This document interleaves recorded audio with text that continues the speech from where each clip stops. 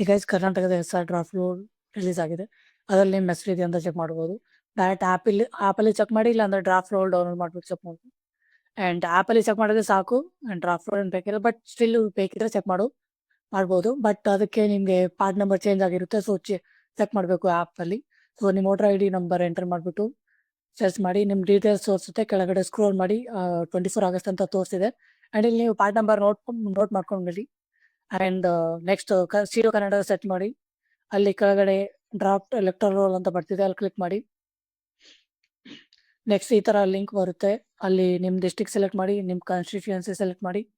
And captcha type ಮಾಡಿಬಿಟ್ಟು ಕೆಳಗಡೆ scroll ಮಾಡಿ. ಇಲ್ಲಿ ನಿಮ್ಮ ಪಾರ್ಟ್ ನಂಬರ್ ಏನಿತ್ತು ಅದನ್ನು ಸರ್ಚ್ ಮಾಡಿ.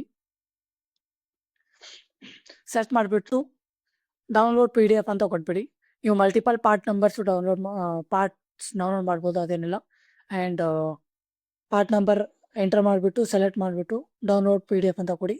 PDF ಡೌನ್ಲೋಡ್ ಆಗುತ್ತೆ. ಅದರಲ್ಲಿ ನೀವು ಸರ್ಚ್ ಮಾಡ್ಬೋದು ನಿಮ್ಮ ಹೆಸರು ಇದೆಯಾ ಇಲ್ಲ ಅಂತ. ಫಸ್ಟ್ ಆ್ಯಪಲ್ಲಿ ಚೆಕ್ ಮಾಡಿದರೆ ಸಾಕು, ಇಲ್ಲೇನು ಬೇಕಾಗಿಲ್ಲ.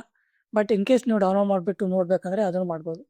ಸೊ ಈ ಥರ ಡೌನ್ಲೋಡ್ ಆಗುತ್ತೆ. ಅದು ಆದಮೇಲೆ ಅದರಲ್ಲಿ ಫುಲ್ ನಿಮ್ಮ ಪಾರ್ಟ್ದು ಎಲ್ಲರದ್ದು ಇರುತ್ತೆ, ಅದರಲ್ಲಿ ಚೆಕ್ ಮಾಡ್ಬೋದು ಅಷ್ಟೇ.